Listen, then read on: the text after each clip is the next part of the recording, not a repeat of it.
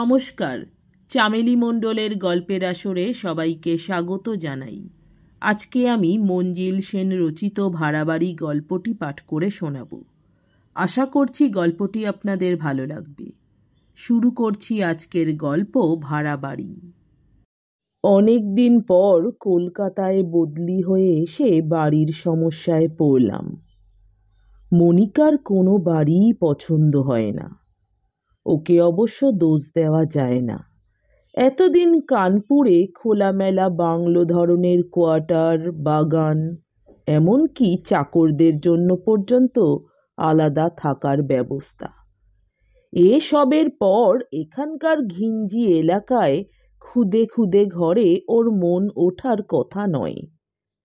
আমি যখন অফিসে থাকি তখন ও বাড়ি দেখে বেড়ায়। খবরের কাগজের বিজ্ঞাপন ছাড়াও জনা কয়েক বাড়ির দালালও ইতিমধ্যে জুটেছে। এসব বিষয়ে ওর অদম্য উৎসাহ। সেদিন অফিস থেকে ফেরার সঙ্গে সঙ্গে মনিকা প্রায় ছুটেই আমার সামনে এলো। ওর দুচোখ উজ্জ্বল, উত্তেজনায় ফর্সা মুখ লালচে দেখাচ্ছে।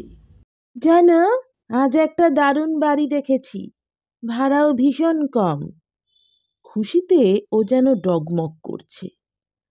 আমি একটু কৌতূহলী হয়েই ওর মুখের দিকে তাকালাম। বাড়িটা হচ্ছে পার্ক সার্কাসে, একটু নিরিবিলিও আছে। একতলায় 2টো বেডরুম আর একটা ড্রয়িং রুম, রান্নাঘর, ভাঁড়ার ঘর বেশ বড় বড়। দোতলায় 3টে বেডরুম, একটা বাথরুম, চওড়া বারান্দা। ভাড়া মোটে 250 টাকা।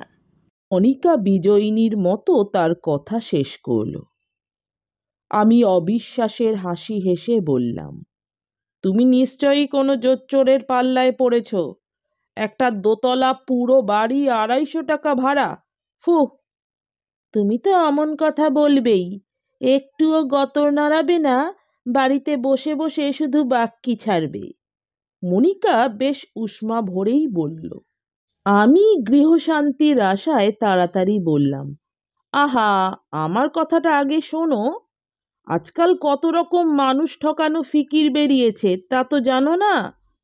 হয়তো বাড়ি ভাড়া নেবার পর জানা গেল যাকে বাড়িওয়ালা জেনে সরল বিশ্বাসে টাকা পয়সা দিয়েছি সে একজন ভণ্ড, জাল বাড়িওয়ালা সেজে আমাদের ঠকিয়েছে। অত কাঁচা মেয়ে আমাকে পাওনি।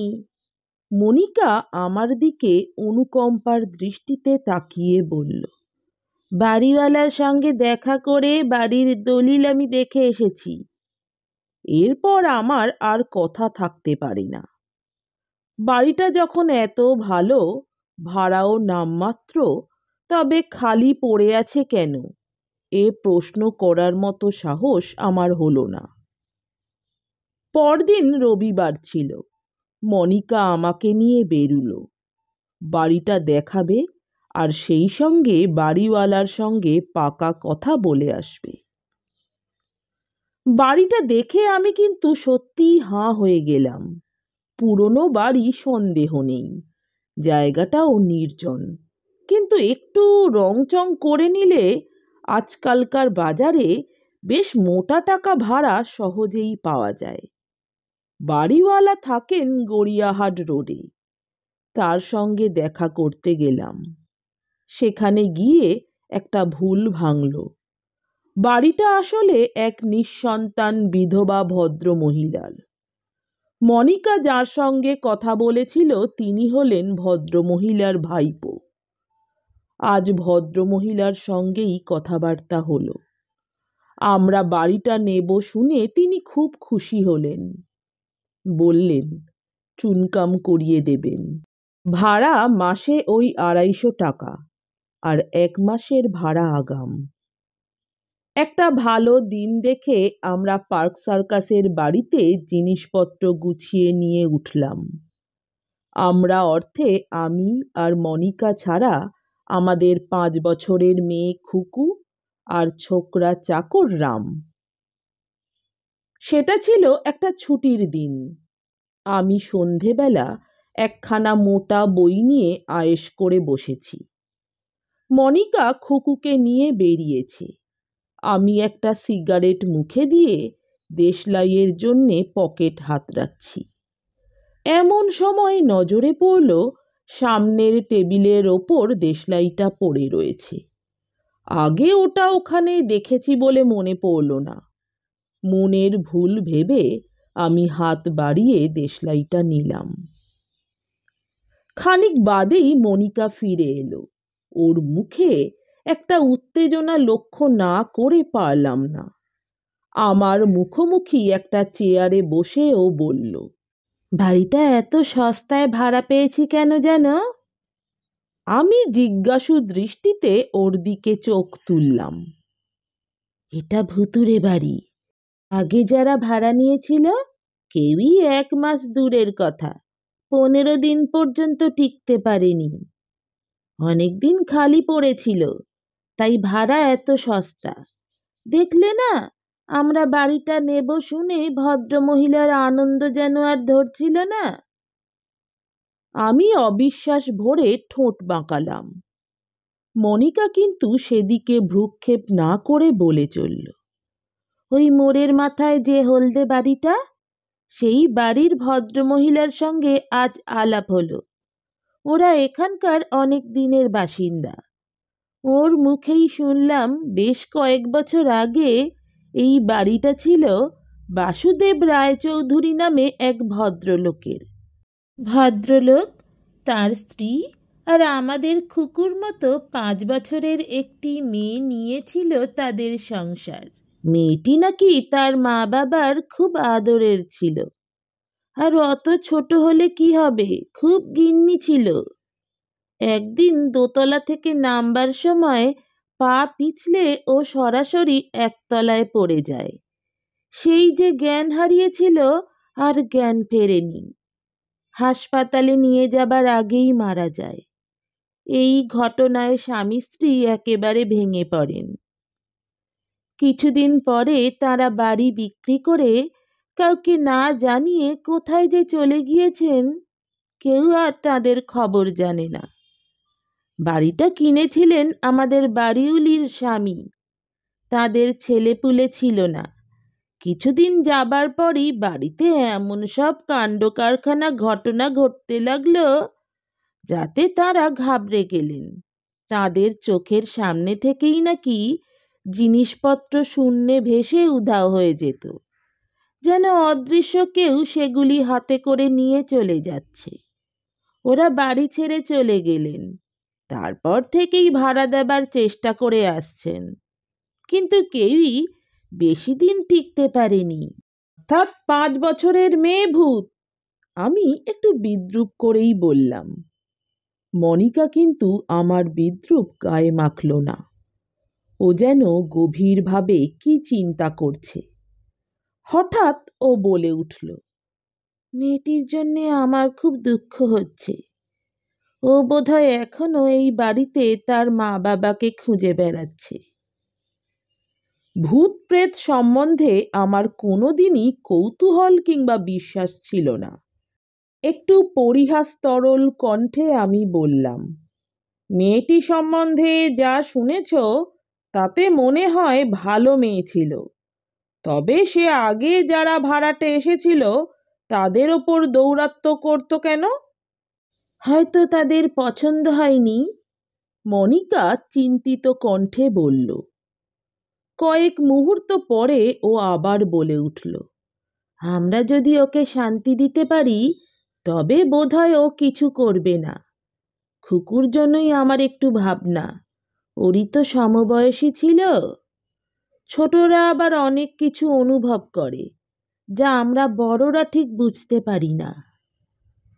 আমি আর মনিকার সঙ্গে দার্শনিক আলোচনায় যোগ দিলাম না, কিন্তু হঠাৎ দেশলাইয়ের কথাটা আমার মনে পড়ল। এখন আমার স্পষ্ট মনে পড়ছে ওটা আগে টেবিলের ওপর ছিল না। আমার মন কেমন যেন খুঁতখুত করতে লাগলো। পরদিন রাত্রে আরও একটা ঘটনা ঘটল। মনিকা প্রায় হুড়মুড় করে ঢুকে বলল, জানো, এইমাত্র একটা কাণ্ড হলো। আমাকে কিছু জিজ্ঞাসা করবার সুযোগ না দিয়েই ও বলে চলল, আমি রান্না করছিলাম, উনুন থেকে কড়াটা নামাবো বলে সাঁড়াশি খুঁজছি। হঠাৎ পেছন থেকে কে যেন ওটা বাড়িয়ে দিল। আমি ভাবলাম বোধহয় রাম। পরে পেছন ফিরে দেখি কেউ নেই। আমার কেমন একটু সন্দেহ হলো। রামকে ডাকলাম।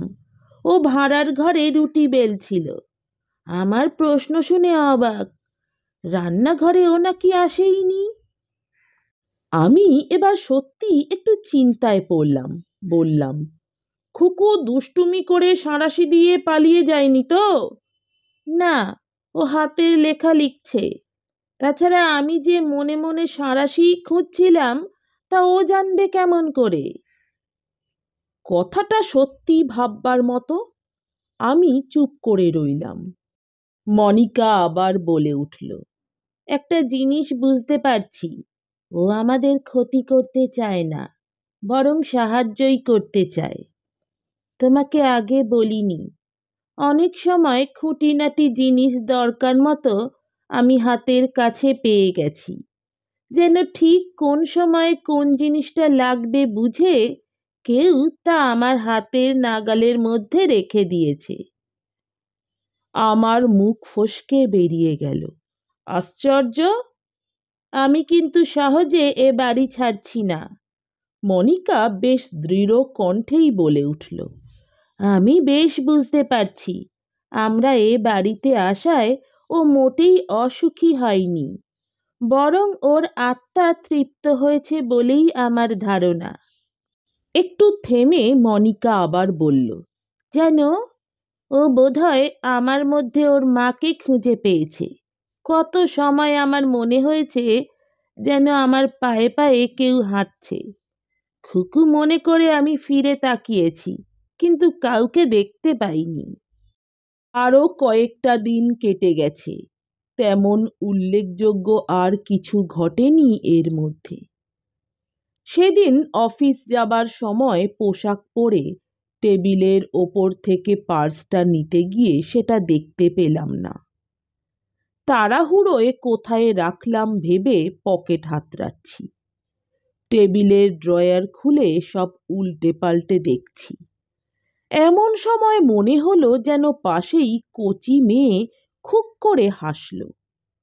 খুকুর দুষ্টুমি ভেবে ফিরে চাইলাম, কিন্তু কেউ নেই তো। আবার ঘুরে দাঁড়ালাম। হতভম্ব হয়েই দাঁড়িয়ে রইলাম।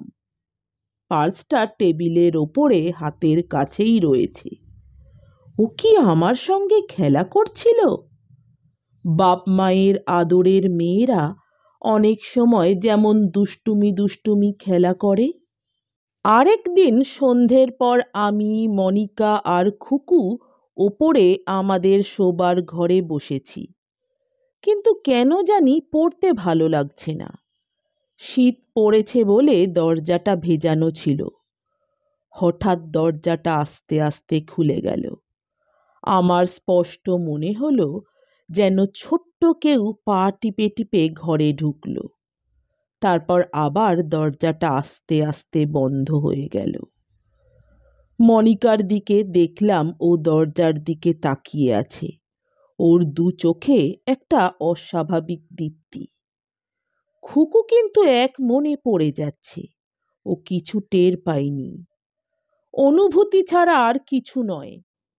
কচি কচি পায়ে কেউ যেন এগিয়ে আসছে। মনিকাও যেন সেটা অনুভব করছে। আস্তে আস্তে ও বাঁদিকে ঘাড় ফেরালো, যেন ওর পাশে কেউ বসেছে। আমি অবাক হয়ে লক্ষ্য করলাম মনিকার সুন্দর বড় বড় দু চোখে একটা অপূর্ব কমনীয় ভাব ফুটে উঠেছে। ঠোঁটের ফাঁকে মিষ্টি মৃদু হাসি। খুকুর কথায় আমাদের দুজনেরই চমক ভাঙল। বলল, মা, আমার লেখা শেষ হয়ে গেছে। খানিক বাদেই মনিকাকে উঠতে হলো। ওর রান্না পড়ে আছে। আমি স্পষ্ট দেখলাম উঠবার সময় ও বাঁদিকে ফিরে অনুচ্চ কণ্ঠে যেন বলল, এসো। মাঝে মাঝে বেশ মজার ব্যাপারও ঘটত। একদিন একতলায় বসবার ঘরে আমি সোফায় হেলান দিয়ে সেন্টার টেবিলের ওপর দুপা তুলে দিয়েছি। হঠাৎ অনুভব করলাম আমার ডান পায়ের পাতায় কেউ যেন কচি নরম আঙুল দিয়ে সুরসুরি দিল। আমি চমকে উঠতেই কচি মেয়ের একটা চাপা হাসি যেন মিলিয়ে গেল। আর একদিন মনিকা খুকুকে নিয়ে একটু বাইরে বেরিয়েছে। ফিরতে রাত হবে। আমি একটা বইয়ে ডুবে আছি। হঠাৎ মনে হলো কেউ যেন আমার পাশে এসে দাঁড়িয়েছে। একটা কচি মেয়ের গায়ের মিষ্টি গন্ধ স্পষ্ট নাকে এসে লাগলো। মনিকা একদিন দোকানে গিয়েছিল, ফিরে এসে বলল, জানো কি হয়েছে? আমি দোকান থেকে 1/2 পাউন্ড বিস্কুট কিনে দোকানদারকে টাকা দিয়েছি। দোকানদার চেঞ্জ দিয়ে একটা টফি হাতে করে আমার মাথার উপর দিয়ে দরজার দিকে তাকিয়ে বলল, খুকি, এই নাও তোমার টফি। তারপরই একটু অবাক হয়ে বলল, এই তো দাঁড়িয়েছিল, কোথায় গেল? আমিও কম অবাক হইনি। বললাম, কার কথা বলছেন? দোকানদার বলল, কেন, আপনার সঙ্গে যে ছোট মেয়েটি এসেছিল। আপনি দোকানে ঢুকলেন, ও বাইরে দাঁড়িয়ে রইল। আমি জিজ্ঞেস করলাম, কেমন দেখতে বলুন তো? দোকানদার কিন্তু চেহারার ঠিক বর্ণনা দিতে পারল না, অত ভালো করে লক্ষ্য করেনি। আমার সঙ্গে কেউ আসেনি শুনে লোকটা যেন ভ্যাবাচ্যাকা খেয়ে গেল। আমতা আমতা করে বলল, তবে হয়তো অন্য কারো মেয়ে। একটু থেমে মনিকা আবার বলে উঠল, ওকে দেখতে ভীষণ ইচ্ছে করে। কিন্তু চূড়ান্ত ঘটনা ঘটল এক শনিবার। অফিস থেকে তাড়াতাড়ি ফিরেছি। সবাই মনিকার এক দিদির বাড়ি যাব। রাত্রে খাওয়া দাওয়া সেরে ফিরব। আমি জামা কাপড় পরে একতলায় সিঁড়ির মুখে দাঁড়িয়ে আছি। মনিকাও সাজগোজ সেরে দোতলায় সিঁড়িতে পা দেবে। খুকু ওর পাশ দিয়ে লাফিয়ে লাফিয়ে নামছিল। হঠাৎ ওর পা হড়কে গেল। মনিকা একটা আর্তনাদ করে উঠল। আমিও নিচে স্থাণুর মতো দাঁড়িয়ে আছি। বুঝতে পারছি যে খুকু পড়ে যাচ্ছে। একটা সাংঘাতিক দুর্ঘটনা ঘটতে চলেছে। কিন্তু আমার সমস্ত শরীর যেন অবশ হয়ে গেছে। ঠিক সেই মুহূর্তে স্পষ্ট দেখলাম দুটো কচি হাত খুকুকে ধরে ফেলল, তারপর সোজা দাঁড় করিয়ে দিল। মুহূর্তকাল মাত্র, তারপরই হাত দুটো মিলিয়ে গেল। একটা সর্বনাশ হতে হতে থেমে গেল। মনিকা তরতর করে ছুটে এসে খুকুকে জড়িয়ে ধরল। খুকু কিন্তু ঠিক কে যে ওকে ধরেছিল তা বুঝতে পারেনি। ওর মুখে শুধু একটা ফ্যাকাশে হাসি ফুটে উঠল। এরপরই আমি আর মনিকা আলোচনায় বসলাম। বাস্তব দৃষ্টিভঙ্গি দিয়ে সব কিছু বিবেচনা করে আমাদের স্থির করতে হবে আমরা এ বাড়িতে থাকবো কি থাকবো না। মনিকা বলল, দেখো, আমি যা বুঝেছি, ও আমাদের মধ্যে ওর হারানো পরিবেশ ফিরে পেয়েছে। ও শুধু আমাদের ভালোই চায় না, এটাও চায় যে আমরা এখানে থাকি। তা না হলে খুকুকে অমন করে বাঁচাতো না। আরও একটা জিনিস যা আমার মনে হয়, তা হলো আগে যারা ভাড়াটে এসেছিলেন তাদের মধ্যে হয়তো মনোমতো পরিবেশ পায়নি বলেই ও বিরক্তি প্রকাশ করত। তারা বাড়ি ছেড়ে চলে যাক এটাই চাইতো। আমরা স্বামী স্ত্রী আর খুকু, ওদের পরিবারও তাই ছিল। সবচেয়ে বড় কথা, ওদের সংসারের পরিবেশটা আমাদের মধ্যে খুঁজে পেয়েছে বলেই ও খুশি। আমি নিজে মা হয়ে অমন একটা কচি মেয়ের সুখ আনন্দকে কিছুতেই নষ্ট হতে দেব না। আমরা এ বাড়িতেই থাকব। তোমার কোনো আপত্তি কিন্তু আমি শুনব না। মনিকার কথা শেষ হতেই আমার স্পষ্ট মনে হলো যেন একটি কচি মেয়ে মিষ্টি করে হাসল। নমস্কার। আমার গল্প পাঠ ভালো লাগলে দয়া করে আমার চ্যানেলটি সাবস্ক্রাইব করে দেবেন, লাইক, কমেন্ট, শেয়ার করতে ভুলবেন না। অনেক ধন্যবাদ।